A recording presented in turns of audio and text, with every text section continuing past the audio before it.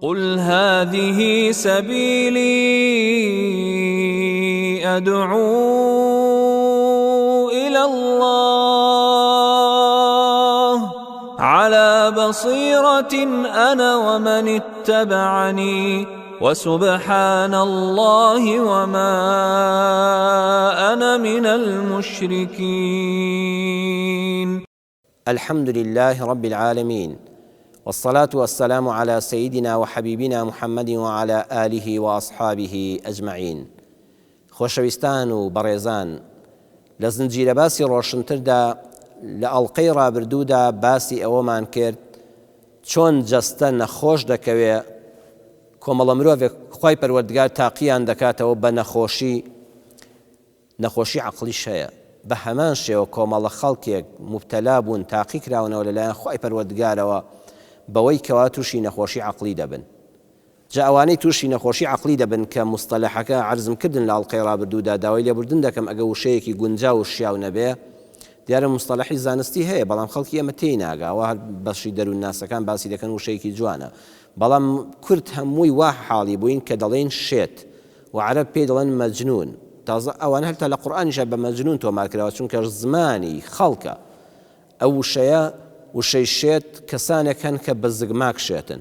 یعنی مناڵی وا هەیە کە لە دایک دەبێت تر گەورە دەبێ وردەوە دەخوا دەناسێ هەموو ڕەفتارەکانی یعنی نەگونجاون لەگەڵ کۆمەڵگادا، هەر ئەڵێن بە مناڵی لە دایک بووە بە شێتی لە دایک بووە، عەقلی تەواو نەبووە. ئەمان لە ویراسیەوە زۆر تەئسیری هەیە، لە بنەماڵەییەوە. بنەماڵەیەک شێتیان لێ نابڕێ، بەردەوام شێتێک لە ماڵەکەیاندا بەداخەوە هەر هەیە. بەشێکی تریان کەسەکە ساغ و سەلامەتە، بۆتە گەنجێک خۆی ناسیوە ئەو پەڕی کەسێکی پاک و پوخت، پاکخۆر، ڕۆشنبیر، خوێندەوار. چەند جارمان بینیوە، من خەڵکم لەسەر شەقامەکان بینیوە تۆی بەڕێزیش بە هەمان شێوە خوێندکاری جامیعە ئێستاوە لەسەر شەقامەکان دەسوڕێتەوە. خەڵکێک هەبووە شەهادەی هەبووە، مامۆستا بووە، یعنی بەکەلۆریۆسی هەیە و ئێستا تووشی شێتی بووە، عەقلی لەدەستداوە و لەسەر شەقامەکانە ئێتر ماڵ و حاڵی بەجێ هێشتووە و هەر ڕۆژە لە شوێنەکە و لە کەیلێکا دەخەوێ. بەڵێ ئەزیزم، ئەمانە سەرەتا شێت نەبوون، تەمەنێکی زۆریان بە پاکی و بە پوختی و بە ڕۆشنبیری و بە عەقڵ و هۆشی سەلامەت بەسەر برد. بەڵام ڕووداوێک وای لێکردن کە لە ئەڵقەی ڕابردوودا باسی ئەوەمان کرد لە دەستدانی خۆشەویستێک هەبووە لەو هەڵەبجە و ئەوانە کاتێک کە هەموو ئازیزەکانی لەدەستداوە، هەیە لە ئەنفالە کە هەموو ئازیز و خۆشەویستەکانی لەدەستداوە. ئەوەندە ئەو خەمە گەورە بووە لەسەر دڵ و دەروون، ئەوەندە بەڕاستی بیری لێ کردوێتەوە لە دەستدانی ئەو ئازیزانە، ئەویشی خستە سەر شەقامەکان و شێتی کرد و عەقلی لەدەستدا. دووەم نەگەیشتن بە دڵخواز. جا هەیە ناگا بە هاوسەرێک، کچێک ناگا بە کوڕێک، کوڕێک ناگا بە کچێک، سەرنجامی لە شێتیەوە دەرەکە ئەوەندەی بیر لێ دەکاتەوە. هەیە لە دەستچوونی پارە و سامانەکەی، هەیە لە دەستچوونی پۆست و پلەکەی. پۆست و پلەش بۆ ئەو کەسانەی کەوا پۆست پەرستن، بەڕاستی ئەوانەش یعنی تووشی شێتبوون دەبن. کابرایەک هەموو هیوا و ئاواتی ئەبۆ بگاتە پلەیەک، بگاتە پۆستێکی حیزبی حکومی، کاتێک کە لە دەستی دەچێ سیدەکەی بە تەواوەتی ڕەفتاری دەگۆڕێ، هەندێکیان بەسەر شەقام دەکەون و ماڵ و منداڵ بەجێ دێڵن و تووشی شێتی دەبن. دڵخوازی ئەوە بووە لە دەستچوونی ئەو هیوا و ئاواتەی تووشی شێتی کردووە.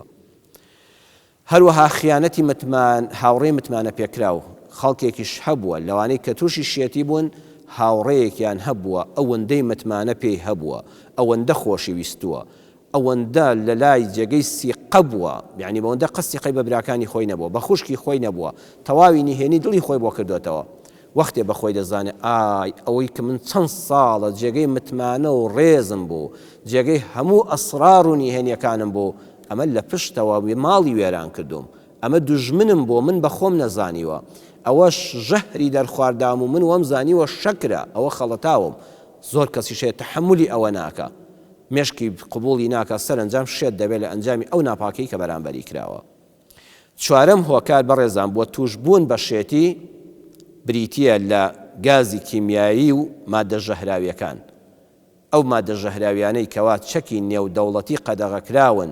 بەداخەوە لەلایەن دیکتاتۆرەکانەوە، وەکو لە عێراقا بەسەر هەرێمی کوردستانە تاقی کرایەوە، وەکو گازی کیمیایی کە لە هەڵەبجەیدا کەسانێک مێشکیان تەحەمولی نەکرد و عەقلیان لەدەستدا و دەربەدەر و ئاوارە و بێکەس بوون، وەکو بێماڵ بوون، بێعەقلیش بوون. ئەو گازانە تەئسیراتێکی زۆر سلبی و خراپیان هەیە لەسەر عەقلی مرۆڤ، لەسەر ئیرادەی مرۆڤ لەسەر هۆشی مرۆڤ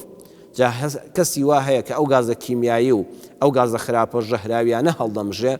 لە ساڵێکە چەند مانگێک لێی دەدا چەند مانگێک تەواو یعنی عەقڵی لەدەست دەدا دواتر سبحان الله دێتەوە هۆش خۆی هەیە هەر ساڵ 12 مانگ وایە هەیە بەس لە بەهارە لە کاتی 16 سێوە لەو کاتەیە کە غازەکەی هەڵمژیوە و ڕووداوەکانی بینیوە تووشی ئەو کارە ساتە دەبێتەوە دوای ماوەیەک هێدی دەبێتەوە ئەوانە هەن لە کوردستانە و بە چاوی خۆمان دەبینین و دەنگ و باسییان دەبیستین و دەخوێنینەوە بۆیە یەکێک دەچیتر لە سەبەبەکانی تێکچوونی عەقڵی مرۆڤ ئەوەیە کە بەڕێزان ئەو ئینسانە گازە خراپەکانی هەڵمژیوە پێنجەم هەستکردن بە بێکەسی و بێپشتیوانی مرۆڤ هەمیشە هەست بکا کە لە ناو کەس و کاردایە پشت و پەنایەکی هەیە ماڵ و مناڵێکی هەیە باوەڕتان بێ زۆرێک لەوانەی کە شێت بوون کە دەربەدەر و ئاوارە و بێلانە بوون هی ئەوەیە کەسیان نییە یعنی خزمەکانیان پشتیان تێکردووە کەسێک نییە خەمخۆری ئەو ئینسانە بێت تۆ وەرە خۆت بخە شوێنی ئەو بەڕێزانە بە تەنها لە ماڵێکابی شەوگارێکی درێژی زستان تاریکە شەو تۆ تا بەیانی کەسێک نەبێ قسەیەکت لەگەڵا بکە نانێکت بداتێ خوارد چایەکت بۆ ئامادە بکە کەسێک نەبێ گوێت بۆ بگرێ بێکەسی بێپشتیوانی کە ئینسانەکە ئەوەندە بیری لێ دەکاتەوە خوایە گیان من پەنایەکم نییە کەسێکم نییە جاوەگە ئیمان بۆیە لەم حاڵەتانەدا زۆر مهمە ئینسانی ئیمانداری ڕاستەقینە قەت خۆی بە تەنیا نازانێ خوایەک هەیە کە کەسی بێکەسانە کە کەسی هەمووانە کە پشت و پەنای هەموو مرۆڤەکانە من خوام هەبێ بەسمە ئەو ئیمانە ئەگە زۆر بەهێز بێ دەتپارێزێ لە شێت بوون بەڵام ئەگە ئینسانەکە وا لە ئیمان نەگەیشت بێ ئیماندارە دیاری و نوێژیش دەکا بەڵام ئیمانەکەی وا قوڵ نییە یان عەقڵ و ڕۆشنبیری وان نییە بڵێ مرۆڤی گەورە ئەگە بەتەنهاش بێ دەبێ خەڵک لە دەوری بێ من نابێ پشت بە خەڵک بەستم با لە ڕۆشنبیری و خوێندەواریەکەشی نەگەیشتۆتە ئەو ڕادەیە ئالەم کاتەدا ئەو ئینسانە عەقڵی لەدەست دەدا بەهۆی بێپشتیوانی بەهۆی بێکەسی بەهۆی ئاوارەی و دەربەدەری خۆیەوە بەڵێ خۆشەویستان سێیەم خاڵ کە باسی بکەین ئەوەیە مەرج نییە شێت هەر پیس و پەڵۆخ بێ هەر پیسخۆر بێ و هیچ قسەیەکی معقول بەدەمیانەیە بەڵکو زۆرێک لە شێتەکان قسەی جوانیان لێ دەبیسترێ مامۆستا و زانا و ئەدیب و مەلای گەورەی کورد خوددا لێی خۆش بێ مامۆستا شێخ محەممەدی خاڵ کتێبێکی زۆر بە نرخی هەیە ناڵەی دەروون ئەوەی کەوا دەستگای ئاراست چاپی کردو من ئەوەم لایە بە یەک بەرگ هەردوو بەرگەکە چاپکراوە لە لاپەڕی 150دا لەژێر ناونیشانی ژیری شێتان و شێتی ژیراندا زۆر بابەتێکی جوانی نووسیەوە دەفەرمێ ئەگەر ئینسان ئەگەر مردوم بە چاوێکی وردبوونەوە تەماشا بکات دەبینێ کە زۆرێک لە شێتەکان ژیر و زۆر لە ژیرەکان شێتن بەڕاستی قسەیەکی جوانە زۆر کەس لەوانەیە خەڵک بە عاقڵمەندیان دەزانێت لە ئەسڵا شێتن زۆرێکیش لەوانەیە خەڵک بە شێتیان دەزانێت بەڕاستی عاقڵن بە کردار دەری دەبڕن مامۆستای خەڵک گەلێ نمونەی جوان دێنێتەوە لەوانەیە کە خۆی بینیونی دەڵێ شێتێک هەبوو لە سلێمانی شەپقەی لەسەرا بوو شەپقەی ئینگلیزی پیان دەگوت شەپقەی گاوران ئەو کاتە شەپقە یعنی لە سیەکان و چلەکاندا دەگمەن خەڵک بینیوێتی بەس ئینگلیزەکان و مەسیحیەکان و گاورەکان لەسەریاندا بوو مسلمان هەمووی کوڵاو و جامانەی کوردی و مێزەری کوردی لەسەرا بوو ئەم شێتە شەپقەی لەسەرا بوو کۆمەڵە خەڵک و خێرخوا پێی دەڵێن ئەوە تۆ چۆن شتی وا دەکەی ئەزانی ئەو شەپقەیە دەبێتە هۆی کافربوونت هەر کەسێ شتی کافران لەبەر کافر دەبێ ئەو شێتە بزانت چۆن جوابی ئەم عاقڵ و ژیرانە دەداتەوە ئەڵە بەڕێزینە قماشێکی بێجیان شەپقەیەکی لە دروست کراوە ئەو بێجیانە بتوانێ من بکا بە گاور و بێدینم کاو لە ئیسلامەتی بمباتە دەرەوە تو خوا من ناتوانم نوێژێکی پێوە بکەم و بە دوورکان نوێژ ئەو شەپقەیە مسلمانکەم بۆ من شەپقەکە مسلمان نەکەم و نەیکەم بە مسلمان بۆ شەپقەکە بتوانێ بەر شەپقەیە لەسەرکردنێکی قماشێکی بێجیان من ببم بە گاور و لە ئیسلامەتی دەرچم سبحان الله قسەی ئینسان لێ وەربێتەوە زۆر جوانە زۆر کە زوار زانەگەی ئینسان جلی کوردی لەبەردانە بێ یان جلێکی مسلم بە حسابی خۆی ئیسلامی لەبەرانە بێ چاکەت و پانتۆڵی لەبەرا بێ خەڵک پێی کافرە زمانێکە بوو من لە ساڵانی ڕابردوو خەڵک وێزانەوەی بۆین باغ ببەستە دەیان بۆین باغ سەلی بۆ پێی کافر دەبێ باش ئەو پارچە قماشە بۆین باغ نتوانێت تۆ نتوانی مسلمانی کە کەسایەتێکی ئیسلامی پێوە بنوێنی تخوا بۆین باغێک بتوانێت تۆ بکا بە سەلیبی مەسیحی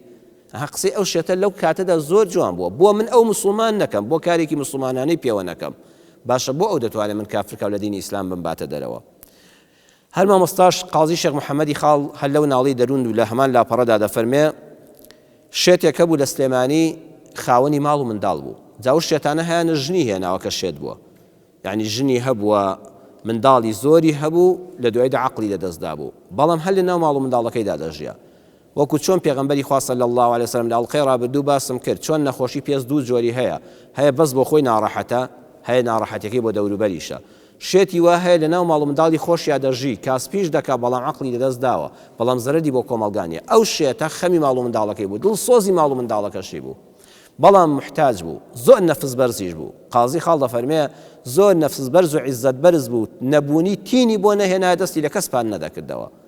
بەڵام جاروبارێک کە هیچ کار و کەسابەتی نەدەماوە ماڵ و منداڵەکەش و منداڵەکانی زۆر بوون و خێزانی دەستەوسان و فەقیر حاڵ بوو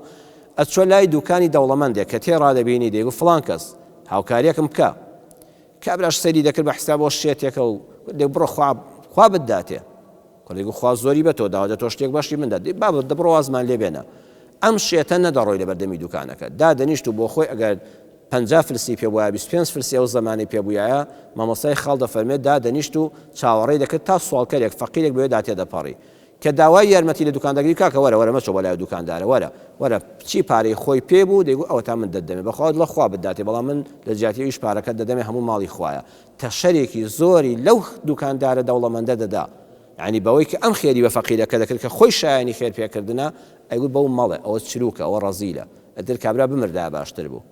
هەر دەڵێ بەم کابرایان گوت جارێک لە مەجلیسێکە کە مامۆستای خاڵ دیارە خۆی لێ بوو وتیان بۆ ناچی بۆ لای فڵان بەگی سەرمایەداری دەوڵەمەندی ئەم شارە کورە ئەوە هەر بچی زەخیرەی ساڵێکت گەرمجووە داتێ وەختی ئەم کاتانە دروێنە و خەلە و خەرمان بووە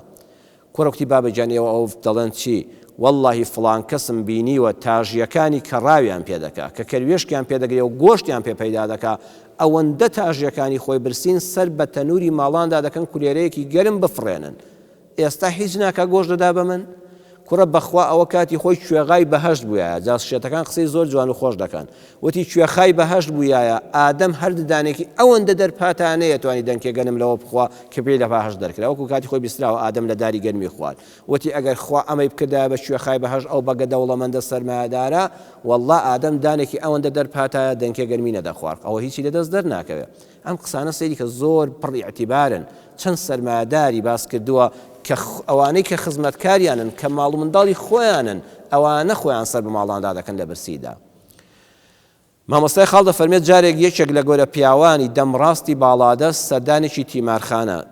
تیمارخانەی ئەو ڕۆشنبیرە گەورەی کورد بەکارهێناوە لە زیاتی شێتخانە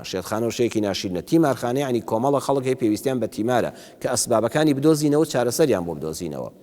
ئەچێ و سەی دەکا کەسێکی لێیە زۆر لە سەرخۆ پاک و خاوێن قسە خۆش هێمن جا زۆر کەسی دەوڵەمەند حەزیان بە ڕەفاقەتی ئەو کەسانەیە لەگەڵ ڕێز و حرمەتمدا کە پێیان وان شێتەکان مەجلیسی ئەوانیان پێخۆشە ئەیان زوڵێن نوقسان لەگەڵ دەکەن لە تیمارخانە ڕوخسەت وەردەگرێ و دەیهێنێتە دەرەوە و دەیبا بۆ ماڵی خۆیان و پارێکدان دەخۆن و ئێوارە دێ شەو دێ و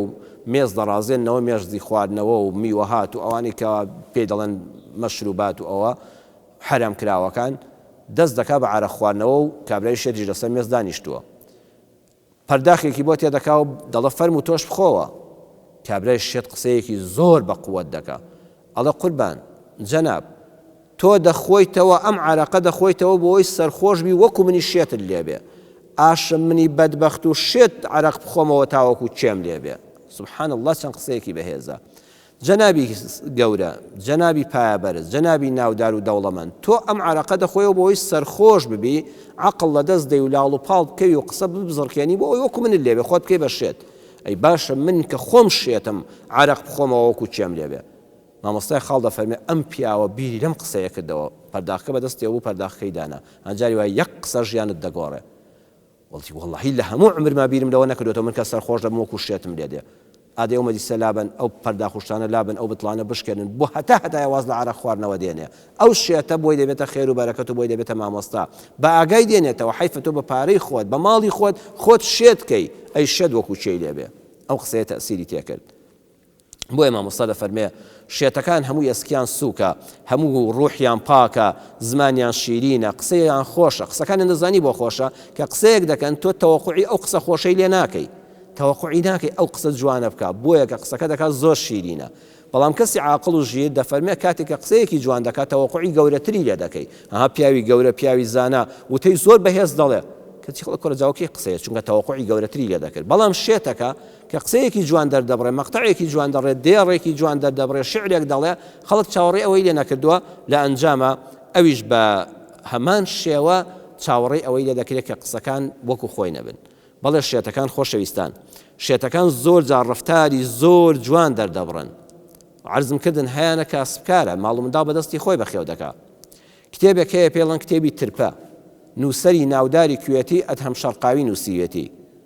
دوو مامۆستای بەڕێز بە ناوی مامۆستا خالید تۆفیق و مامۆستا مەهدی عەبدوڵڵا ئەو ساڵی ڕابردوو لە پێشانگای نێودەوڵەتی کتێبی سلێمانی هەبوو لەوێ من کڕیم ئەو کتێبە زۆر کتێبێکی جوانە بە ناوی ترپە ئەو دوو مامۆستا بەڕێزە مامۆستا خالید و مامۆستا مەهدی کردویانە بە کوردی نووسەری ناوداری کوێتی ئەدهم شەرقاوی نووسیوێتی لە لاپەڕەس هەشتا و هەشتی ئەو کتێبەدا باسێک لەسەر شێتەکان هەیە دەڵێ شێتێک هەبوو لە زمانی کۆندا ناوی هەنبەقە بوو دەوڵەمەند بوو شوانی دەکرد یعنی هیچی لە خەڵک وەرنەدەگرت ماڵ و منداڵی بەدەستی خۆی بەخێو دەکرد بەڵام دەبێت شێتەکان ڕەفتارەکانیان وەکو عاقڵەکان نەبێ یعنی خۆیان دەنوێنن دەبێت ناسنامەی خۆیان دەرببڕن ئەگە هیچ ڕەفتارێکی هینیان نەبێ وەکو عاقڵەکان سیر دەکرێن بەڵام واقعیان شێت بوو نەگوڵی خۆی شێت کرد بێت چونکە هەیە خۆی شێت دەکا ئەوە جیاوازە ئەم واقعیان شێت بوو بەڕاستی تووشی نەخۆشی عەقڵی بوو مەڕی زۆر بوو مەڕەکان کە دەیبرنە لە وەرگا دەیهێنان جێی دەکردنەوە کام مەڕی قەڵەوە و پوختە و جوانە و بەشان و شەوکەتە دەیبرنە لایەک ئەو مەڕی زەعیف و لاواز و نەخۆش و بێگۆشت و پیس و پەڵۆخە دەیبرنن لە لایەکەیکە ئەو مەڕانەی کە قەڵە و جوان و ئەوانن دەیبردن کام جیایەی جوانە و لە وەرگایەکی خۆشە لەوێ دەیلەوەڕاندن ئەو مەڕانەی لەڕ و لاواز و زەعیف و نەخۆش و چرچ و لاواز بوو پیس و پەڵۆخ بوون دەیبردن لە شوێنی پوش و پەڵاوان و کڕنگە و بێجیا دەیلەوەڕاندن خەڵک دەیان کاکە تۆ بۆ دەکەی خۆ هەموو مەڕی خۆتە باشە بۆ ئەم قەڵە و جوانانە دەبێ دەبوو بە عەکسەوە کارت بکردایە لاوازەکانت لە جیای جوانە بلەوەڕاندایە بۆیە قەڵەو بن قەڵەوەکان بۆ خۆیان قەڵە و پوخت و تۆخن بیان هێنا لەو شوێنە بێجیایەدا بلەوەڕاندایە دەیگوون نەبابە کەسێک خوا دەوڵەمەندی کردبێ و تێری کردبێ من فەقیری ناکەم کەسێکیش خوا مەڕێکیش خوا فەقیری کردبێ و لاتی کردبێ بە من دەوڵەمەند نابێ و بە من تێر نابێ من وەکو خوای گەورە دابەشم کردوێتەوە چێ دەوڵەمەندە و تێر و تەسەلە شوێنی دەوڵەمەندم بۆ داناوە چێ لات و زەعیفە شوێنی لاتم بۆ داناوە ئەم قسەیە کاتێک ئینسان سەیری دەکا بیری لێ دەکاتەوە خەڵک پێی پێ دەکەنین بەڵام بڕواتان هەبێ دەرسێکی گەورەی پێوتین دەرسێکی پێوتین لە عەقیدەدا پێویستمانە ئەویش ئەوەیە خەڵکینە هەموو سەر زەوی بێوێ کەسێک هەژار کا وەڵڵی پێی هەژار نابێت خوا دەوڵەمەندی وایە چەند ناحەزی هەیە یەکێ دوعای لێ دەکات یەکێ جوێنی پێدا یەکێ پیلانی بۆ دادنێ یەک سەند لە دۆلارەکانی کەم نابێتەوە واللهی هەژاریش خوای دەوڵەمەند نەکا ئەبێ هەر خوال لەبیر بێ هەموو دنیا ڕێکخرا و خێرخواز دەوڵەمەند بیانەوێ لە فەقیری ڕزگاری کەن واللهی مەیلی ئەڵڵای لەسەر نەبێ ڕزگار نابێت ڕزگار نابێت تازە ئەمە هەموو خوای پەروەردگار نەخشە سازیەکی کردووە بۆیە دەبێت ئینسان کە دەستی بە ئەسبابەکانەوە گرت ئەوەی خالقی ئەسبابەکانیشی لەبیر نەچێت کە ئەڵڵایە ئەم شێتەوە دەرسەی فێرکردین هەموو ئەسبابەکان و کار و کەسابەتەکان و هەوڵ و هیممەتەکان و خێرخوازەکان بگرە بەر بەڵام خەڵکی ئێمە ئەوەی خراپە ئەڵڵا لەبیر دەکا ناڵێ بە پشتیوانی خوا دەوڵەمەندێکە خێر دەکا ناڵێ ئەو ماڵە هی خوایە من دەمەوێت یارمەتی ئەو فەقیرە بدەم خوایە من ئەوەی ئەمانەت بوو لە من و بە ئەمری تۆ تەسلیمم کرد دەخوایە خۆش تۆش دەرگای ڕزق و ڕۆزی لێ بکەیەوە هاوکاری بیارمەتی دەی عەقڵی بکەیتەوە بتوانێت بەم پارەیە کەسابەتێک بکە بۆیە ئەوەی کە خوای گەورە لە پشتێوە نەبێ مسببی ئەسباب خالقی ئەسباب کە ئەڵڵایە لە پشتەوە نەبێ بەخوا هیچ ناکرێ ئەم ئەڵقەیەش لێرەدا تەواو دەکەین باسی شێتەکان کە دەرس و عیبرەتمان پێ دەبەخشن بە وشە و بەڕستەیەکیان زۆرێک لە ژیرەکان بە ئاگادێننەوە ئینشاء الله لە ئەڵقەی داهاتوودا بە خزمەتتان دەگەینەوە و بابەتەکە دەوڵەمەندتر دەکەین و بەپێستر دەکەین والسلام عليكم ورحمة الله وبركاته قل هذه سبيلي أدعو إلى الله على بصيرة أنا ومن اتبعني وسبحان الله وما أنا من المشركين